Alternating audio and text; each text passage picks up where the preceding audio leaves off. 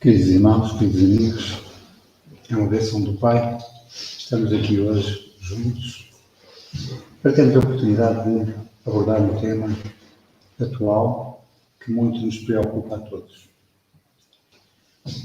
Que a espiritualidade amiga seja connosco, que nos envolva a todos nesta noite.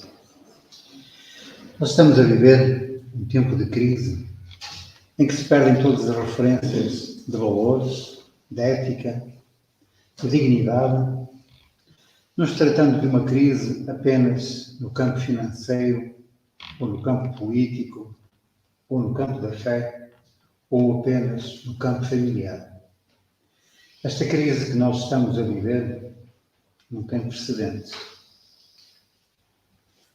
Nem os nossos pais, nem os nossos avós passaram por algo deste género. Tem características bem diferentes de todas as crises por que a humanidade passou. Pois enquanto que as outras crises apenas focavam um aspecto, um setor, uma crise num modelo de fé, do século XVI, no período da Reforma e da Contra-Reforma, quando surgiram, a partir do rompimento com a Igreja Católica, várias igrejas cristãs, como a luterana, anglicana, calvinista, entre outras. Uma crise no modelo civilizatório, no final da Idade Média, com o Renascimento, com descobertas científicas. Uma crise no modelo de economia, com a industrialização e as revoluções industriais, no século XIX, que desenvolveu indústria química, siderúrgica, elétrica, usando como fonte de energia já o petróleo e a eletricidade. Isto num contexto marcado pelo imperialismo que levou à Primeira Guerra Mundial. Ou uma crise em termos humanitários e existenciais provocada pela Segunda Guerra Mundial que tanto afetou a humanidade.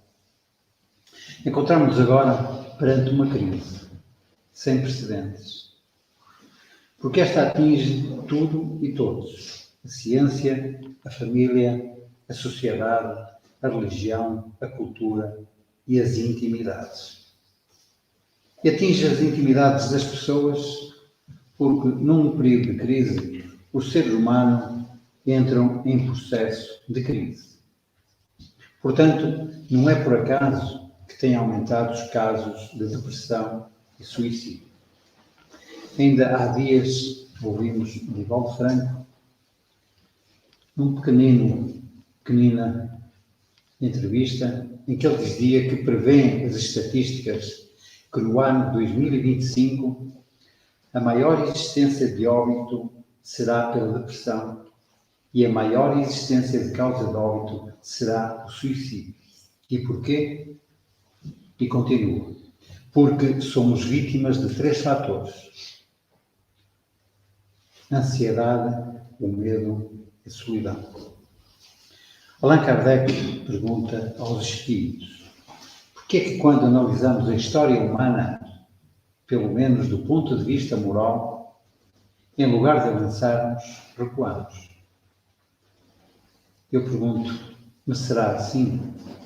Não ouvimos todos nós dizer que não recuamos, mas que sempre avançamos? E então os espíritos respondem: enganam-se. Se observarem bem, a humanidade avança, mas às vezes é necessário que o mal chegue ao extremo, para que os homens sintam a necessidade do bem e das reformas. Mas vamos ficar tranquilos com tudo isto, porque sabemos que o bem, no final, vai ganhar. E como o dia sempre amanhece. Em termos de crise, ficamos mais vulneráveis. Mas, se pensarmos um pouco, isto não afeta a todos da mesma forma. Numa mesma família, as criaturas reagem de forma diferente. Uma família com alguns filhos, o pai alcoólico, a mãe carinhosa, carente, meiga para com seus filhos, Um filho entra em depressão e suicida-se. Um outro filho segue maus caminhos e junta-se a más companhias. E um outro filho sai de casa para se afastar daquela confusão em que ele não consegue viver. Como sabemos, a depressão leva muitas vezes ao suicídio. O suicídio corresponde, como todos sabemos, ao ato de tirar a própria vida. O que pode acontecer como resultado de conflitos internos que ocorrem ao longo da vida. O comportamento suicida divide-se em 3 fases. Primeira fase, pensar no suicídio. A segunda fase, tentativa de suicídio. E a terceira fase, a consumação do ato. A pessoa que pensa em acabar com a vida acredita que não existem soluções para os seus problemas. E, normalmente, os sinais de desequilíbrio emocional podem passar despercebido, não só pelos familiares, pelas pessoas mais chegadas, como pelos amigos. Os fatores que favorecem os pensamentos e as tentativas de suicídio incluem 6 aspectos. A depressão, problemas amorosos ou familiares, uso de drogas ou álcool, bullying, traumas emocionais e diagnóstico de doenças. Por falar nisso, hoje foi aprovada na Assembleia da República a eutanásia. Esta é a terceira tentativa que os partidos fazem para aprovar esta lei. Que nós, como espíritas e conhecedores da imortalidade da alma e conhecedores do motivo por que aqui estamos encarnados, somos contra. Mas continuando, a causa mais comum, com aproximadamente 70% de suicídios, é precisamente a depressão. Muitas vezes não diagnosticada ou então tratada inadequadamente. Referimos-nos aqui ao suicídio consciente. Mas devemos ter em conta o suicídio inconsciente, que sucede nas pessoas que levam um estilo de vida que ocasiona a redução das forças físicas e vitais, ocasionando a perda da durabilidade que é necessária para o corpo físico cumprir com êxito o seu processo reencarnatório. Foi este o caso de André Luiz, como ele nos relata o livro psicografado por Chico Xavier, Nosso Lar. Também são exemplos de suicídio inconsciente, beber desmedidamente, o fumar, uso de drogas, excesso alimentar, descontrole emocional. Nós, na semana passada, tivemos aqui um palestrante, Camilo, que nos fez uma palestra sobre Ivone do Amaral Pereira, autora do livro Memórias de um Suicida. Este livro que ela escreveu pelo espírito Camilo Cândido Botelho, escritor, romancista, cronista, dramaturgo português do século XIX, é nada mais nada menos que o que todos nós conhecemos, Camilo Castelo Branco, que escreveu, entre outros, O Amor de Perdição, A Queda de um Anjo, O Retrato de Ricardina. E neste livro, Memórias de um Suicida, Camilo descreve de uma forma muito chocante e arrepiante o Vale dos Suicidas, local por onde foi depois de ter desencarnado pelo suicídio que cometeu com um tiro na têmpora com um revólver. E diz ele, uma parte, só lendo aqui uma parte, no início deste livro, Memórias do Suicida, que nós aconselhamos a todos a lerem. Encontram isto até em PDF, portanto é fácil de buscar onde está a comprar. Mas diz ele, o solo coberto de matérias enegrecidas e fétidas, lembrando a fuligem, era imundo. Isto foi o local para onde ele foi conhecido pelo Vale dos Suicidas. Pastoso, escorregadio, repugnante. o ar pesadíssimo, asfixiante, gelado. Não havia então ali, como não haverá jamais, nem paz, nem consolo, nem esperança. Tudo em seu âmbito marcado pela desgraça, era miséria, assombro, desespero e horror. Disse-ia a caverna tétrida do incompreensível, indescritível, a rigor até mesmo por um espírito que sofresse a penalidade de habitá-lo. O Val dos Leprosos, lugar repulsivo da antiga Jerusalém de tantas emocionantes tradições, é que no urbo terráqueo evoca o último grau de objeção e de sofrimento humano, seria consolador estágio de repouso comparado ao local que tento descrever. Portanto, ele tenta descrever o Vale dos Suicidas, onde vão parar todos aqueles que desencarnam o suicídio, compara com o Vale dos Leprosos.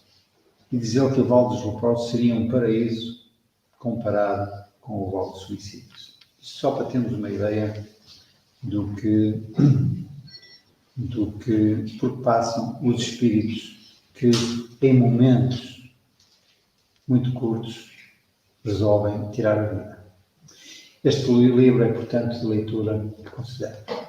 Quando pensamos em depressão e suicídio, nós podemos perguntar: porquê é que uns são vulneráveis às dificuldades da vida e outros não? Porquê é que será que diante das dificuldades uns se deprimem e até se suicidam e outros se fortalecem e crescem? Como podemos construir competências e superar as dificuldades da vida? E uma outra questão: qual a proposta do Espiritismo para uma vida equilibrada? Qual a visão que o Evangelho de Jesus nos oferece para que possamos lidar bem perante as situações que nos aparecem? Esta primeira pergunta, nós vamos dedicar um pouco do nosso tempo para fazer uma breve análise sobre estas questões. Não esquecendo nunca que é no Evangelho de Jesus que nós encontramos sempre a solução para todas as dores da alma. Para responder à primeira pergunta, porque é que uns são mais vulneráveis às dificuldades da vida e outros não?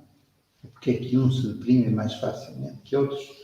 A psicologia dedicou-se à análise dos diferentes comportamentos humanos e procurou entender qual seria a variável responsável por esta questão. Por exemplo, indivíduos com mais cultura ou mais inteligentes, isto tem a ver, portanto, com o QI, com o coeficiente intelectual, com a capacidade de desenvolvimento intelectual. Porque é que indivíduos com mais cultura, mais inteligentes, será que eles são menos vulneráveis? Menos sujeitos a depressões? Nós conhecemos pessoas muito inteligentes, temos conhecimento disso, que inclusive se suicidaram. E até é mais fácil acontecer com elas porque elas têm um outro conhecimento. Procuram respostas que não conseguem muitas vezes encontrar. Porque não encontram essas respostas porque desconhecem o Evangelho e a ajuda que eles podem dar. E conhecemos pessoas muito simples, pessoas sem qualquer tipo de desenvolvimento intelectual, que são muito alegres, pouco depressivas, felizes. Logo, não é o coeficiente de inteligência que será responsável pelo comportamento humano. Então a psicologia vai um pouco mais longe. Pergunta: será o ambiente familiar ou escolar no qual o indivíduo foi educado? Nós temos, por exemplo, o caso de dois gêmeos que praticamente passam a vida juntos. Frequentam a mesma escola, têm a mesma educação dos pais. E encontramos situações de comportamentos totalmente diferentes. Eu digo mais que normalmente eles nem têm comportamentos parecidos. Então aqui a ciência vai por terra, não tem a ver com a educação, não tem a ver com o ensino, não tem a ver com a família. Mas a ciência diz que pode ter acontecido que um deles estava doente, não foi à escola, o outro foi, e o que ficou em casa assistiu a uma discussão dos pais, em que inclusive o pai bateu na mãe, e isso traumatizou-o para sempre. Mas nós podíamos ir para um outro caso de gêmeos chipófagos, ou seja, aqueles gêmeos siameses, que estão sempre juntos, são sempre ligados. Porque se forem separados, morrem. E também aí nós encontramos comportamentos diferentes. E aqui não há hipótese de eles se separarem, em momento algum. Portanto, não tem a ver, essa diferença de comportamentos, não tem a ver com escola, não tem a ver com família. Indivíduos educados no colégio particular, será que são menos vulneráveis do que aqueles que frequentam uma escola primária? Nós também sabemos, por conhecimentos, de casos muito próximos de nós, que também não têm a ver. Será a cultura na qual estamos inseridos? Será que em Portugal isto é diferente do que acontece em França? Os comportamentos são diferentes? E nós vemos nestes dias que correm problemas gravíssimos. Nos Estados Unidos assistimos, as 2 últimas semanas, a crimes horrendos. Assistimos em Inglaterra. Ontem assistimos na Alemanha. E em Portugal? Também ontem um caso, aqui referido. Portanto, isto não tem a ver com cultura. Não é este também um fator que condiciona os comportamentos. Será a gênese que poderá influenciar? Também aqui nós conhecemos avós muito depressivos e netos muito alegres, muito felizes, que até são uma boa companhia para esses avós, que não nos deixam passar esses momentos mais depressivos, ajudam-nos a ultrapassá-los. Portanto, não é também a variável genética que é responsável por essas diferenças de comportamento. Será a condição social em que nos encontramos? O facto de uma pessoa ser rica ou pobre? Também aqui nós encontramos pessoas ricas pela ociosidade, por terem conseguido já tudo, vivem tristes, porque já não sabem mais o que é onde adquirir, porque já têm tudo. E que chegam muitas vezes a estados depressivos complicados, inclusive ao suicídio. E vemos pessoas pobres, felizes, nada as preocupa, nada têm a perder. Logo, a condição social também não tem a ver com isto. A ciência tenta demonstrar que existe sempre uma explicação externa e material. E esquece-se outra coisa que é mais importante, que é a parte interior. Para os diferentes comportamentos, ela tenta encontrar essa explicação. E cai por terra, portanto, esse argumento de que tudo tem uma explicação externa. As investigações que a ciência fez, através da biologia, da psicologia, da filosofia, elas encontram 49% das respostas para essas diferenças de comportamento, que justificam porque é que uns são mais vulneráveis que os outros, mas faltam 51%, mais de metade. E todas essas respostas da ciência caem por terra. Então os cientistas começam a entender que há mais qualquer coisa que tem a ver talvez com a personalidade das pessoas. Qualquer coisa que é intrínseco a elas. Qualquer coisa que é inata. E aqui a ciência não sabe de onde é que isso vem. Não encontra resposta para isso. Depois de vários estudos estatísticos, a ciência afirma que parte da personalidade já vem com a pessoa e que cerca de 50% da personalidade é atribuída a algo misterioso, a que chamam ambiente não compartilhado. Isto para não dizerem que tem a ver com a reencarnação. Mas eles vão lá chegar. Nós sabemos que uma grande parte dos cientistas, bons cientistas, são ateus. E normalmente porque acham que não há ninguém que saiba mais que eles. Que não poderá existir um Deus, ao mesmo tempo, com toda a sabedoria, que seja superior a eles. A medicina já conhece o mapa genético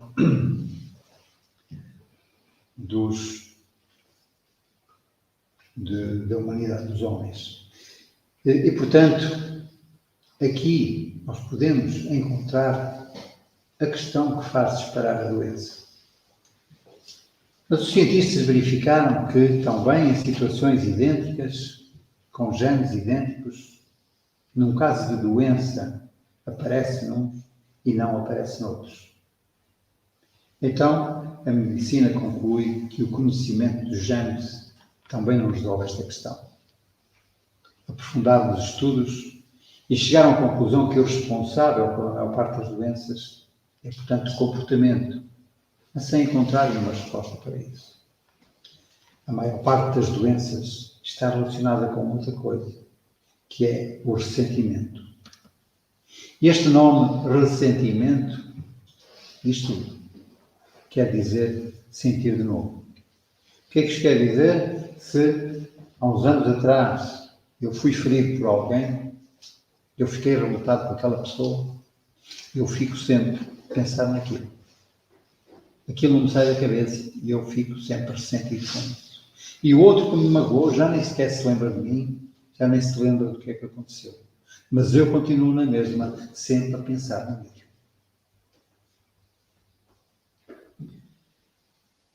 Portanto, quando eu recordo aquilo que passei, eu volto a sofrer de novo a mesma situação. Mas esse não esquecer é uma escolha nossa. Ou ficamos presos, ou nos libertamos de vez dessas amarras. Deus ama-nos muito. Disso não tenhamos qualquer dúvida. Ele está sempre preocupado com o resultado final. Se nós realmente conseguimos fazer aquilo que nos propusemos nesta reencarnação. Ele está preocupado apenas com isso. Não está preocupado com o momento de dor que nós passamos, porque isso é passageiro. E porque a dor serve para nos despertar, para nos acordar. Serve para despertar a nossa consciência. Deus usa a dor por amor. Quando nós deixamos um filho ficar a estudar até tarde, as coisas não correm bem. Então nós decidimos, porque ele de manhã acorda com sono, a escola não rende como deveria render, então nós decidimos que às 10 horas ele tem que ir para a cama. Nem vê televisão, nem joga PlayStation, nada disso. Quem é que fica magoado com isso? É o filho. E o pai fica de consciência tranquila porque fez aquilo que achou que era o melhor para ele. Também aqui, o pai, como Deus, não se preocupa com aquilo porque nós passamos, porque sofremos, até porque uma maior parte dessas dores, desse sofrimento, são provocados por nós próprios. Ele preocupa-se apenas com o resultado final. Tudo o que acontece na nossa vida tem um objetivo. Só que, na hora em que isso acontece, a maior parte das vezes tem a ver com sofrimento. Para nós é muito chato. E há uma coisa que acontece com o Pai, que acontece com Deus. É que nunca desiste de nós. Quaisquer que sejam os erros que nós possamos cometer, Ele está sempre presente. Está sempre pronto a dar-nos a mão. Só que nós somos muito distraídos. Quando alguém chega junto de mim e me diz aquelas vozes que nós ouvimos muitas vezes, ou então algum colega que teve a coragem de lhe dizer porque não gosta de nós, e diz: ninguém te ama. Tu não mereces ser feliz. Tu és burro. És incapaz. Não prestas. Por que tu não te matas? O que andas aqui a fazer? Isto faz-me entristecer. Deixa-me traumatizado. O que é que eu faço? Tenho dois caminhos. Ou sigo a vós, ou penso em Jesus. E é Jesus que me diz que gosta de mim, que está sempre pronto para me ajudar. E é isto que nós temos que ter presente nas nossas vidas, principalmente nos momentos de mais sofrimento, de mais contrariedade. O amor de Deus é por nós incondicional. Deus não nos ama por nós sermos assim ou assado. Não nos ama apenas porque nós temos êxitos escolares, profissionais. Deus ama-nos como nós somos. E aposta em nós. E dá-nos uma segunda e uma terceira, não sei quantas hipóteses, para nós mudarmos de caminho, para nós crescermos. Isto através das reencarnações. E é assim que nós devemos ser também com os nossos, mas sobretudo com nós mesmos. Que é saber perdoar e saber auxiliar sempre que vemos que há necessidade dessa ajuda. O amor de Deus ultrapassa a minha incompetência e dá-me sempre a oportunidade de eu me resgatar. Pois eu estou aqui pela misericórdia do Pai, que nunca me faz lembrar do mal que eu cometi, para que eu tenha sempre um mínimo de paz e de confiança para voltar a recomeçar. E dá-me essa oportunidade de recomeçar, fazendo-me, portanto, reencarnar naquela família na qual eu fui vítima, ou naquela família onde se encontra o meu algoz. Isto tudo com um objetivo: transformar o ódio em amor. Porque nós estamos nesta família onde nos encontramos, não é por acaso. Nós estamos para fazer os acertos que têm que ser feitos. E só depois desses acertos é que nós podemos partir em paz e chegar à parte espiritual e não ter arrependimento, não estar arrependido de nada daquilo que eu fiz. Deus ama-me como eu sou. Muitas vezes, até eu próprio tenho vergonha do que sou. Mas mesmo assim, Ele não me falta. Ele continua-me a apoiar em tudo. E isto dá-me coragem para continuar sem me preocupar com a maneira como os outros olham para mim. Deixar de me preocupar com o que os outros pensam de mim. Eu sou assim. E é isso que eu tenho que aceitar. E tenho que lutar para ultrapassar isso mesmo. E para aos poucos melhorar. Nós sabemos que todos nós nascemos com qualidades diferentes. Uns mais bonitos, outros mais feios, uns mais altos, outros mais baixos. Eu queria que fosse um bocadinho mais alto. Aqui não tinha aqui problemas com a tapa do ecrã, viam melhor. Outros mais ricos, outros mais pobres, outros mais inteligentes, outros menos. Mas Deus aceita-nos como nós somos. Mas aquilo que é uma verdade é que isto vai acabar de que maneira? Vamos acabar todos igual. Em termos morais e em termos intelectuais. Todos vamos atingir o topo, o 100%. Mas uns, pelo trabalho que vão fazendo e aproveitando a reencarnação em questão, conseguem subir mais rapidamente, subir mais degraus, que aquele que aproveita esta reencarnação apenas para se divertir, para gozar com os outros, e não a aproveita para melhorar. Quem vemos nas filas para as penitenciárias, para ver alguém que cometeu um crime horrível, porque num momento de perdição não conseguiu segurar-se. São as mães que estão lá, são as mães que vão, são as mães que perdoam. A mãe passa por tudo, passa pelo abandono de família, do marido, passa pelo abandono dos filhos,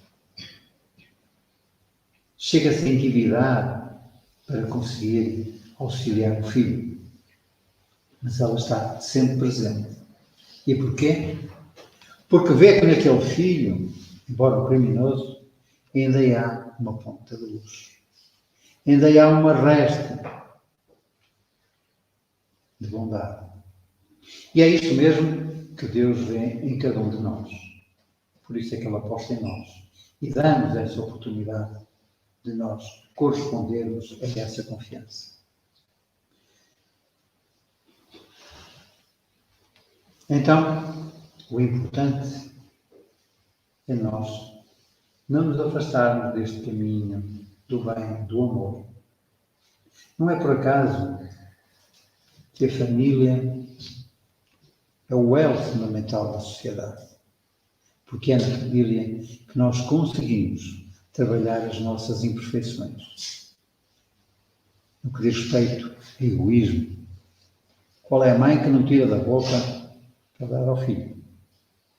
Que diz que não lhe apetece mais, embora estando com fome, para que o seu filho coma. É este egoísmo que se consegue combater, que se consegue contrariar, que se consegue na família. Portanto, vamos aproveitando tudo aquilo que temos ao nosso alcance e que Deus nos deu, que Deus nos permitiu ter para nos melhorarmos, para auxiliar os outros se temos possibilidades de auxiliar e principalmente para nos auxiliarmos a nós. Ao contrário do que acontece na Terra, que quanto mais importante é uma pessoa, mais difícil ou até impossível chegar a ela. Estou a pensar em qualquer figura pública, ao contrário do Presidente da República, que tira selfies com todos. Com Deus é precisamente o contrário. Ele está sempre ali, sempre perto de nós, sempre à espera que nós lhe peçamos, seja o que for. Só que não entra na nossa privacidade se nós não o permitirmos. Já deram conta, todos de certeza, quando eu pego no telemóvel, no smartphone, noutra coisa qualquer, eu pego nele para procurar no Google Map, onde é que há as bombas de gasolina. Ele diz-me logo onde é que elas estão, a que distância está, qual é o melhor caminho para lá chegar. Inclusivamente, outra pessoa pode saber onde eu me encontro por esse processo. Então, se nós, simples mortais e humanos tão atrasados, conseguimos isso, é que Deus não há de saber de todas as nossas necessidades, onde nos encontramos, de que precisamos, o que é que estamos a fazer. Quando eu começo a orar, começo muitas vezes por querido Pai, e Deus diz, agora sim, dizes o que queres, meu filho. Porque só nessa altura é que Deus está pronto para nos auxiliar, que é quando nós pedimos essa ajuda.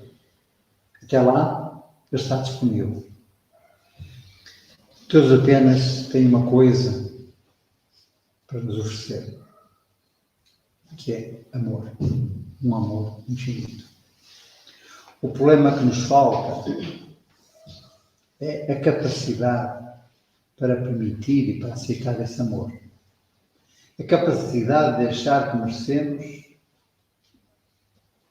e sairmos da condição de vítima à qual sempre nos agarramos, porque nós somos peritos em nos vitimizar. Falhou? Vamos começar de novo. Eu não devia ter aceitado aquele trabalho, vou procurar outro. Reprovei naquele exame por falta de estudo. A única coisa que eu tenho que fazer é agarrar-me e voltar a tentar. Isto tem a ver com todos nós. Isto é uma lição para todos nós, que é a teimosia, o querer. Sabendo sempre que podemos contar com a espiritualidade amiga, com o nosso anjo da guarda, que nunca nos abandona. É a altura de me concentrar num processo sereno de autodescobrimento, e é a Joana de Ângeles que nos diz: o ser consciente é aquele que nem se culpa nem se justifica, apenas se transforma. A cura para todos os males tem um nome: Jesus. Porque Jesus foi o exemplo escolhido por Deus para ser seguido por nós.